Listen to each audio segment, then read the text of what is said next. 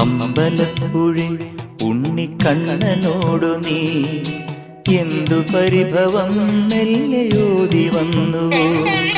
കൽവിളക്കുകൾ പാതി മിന്നി നിൽക്കവേ എന്തു നൽകുവാൻ എന്നെ കാത്തു നിന്നു നീ?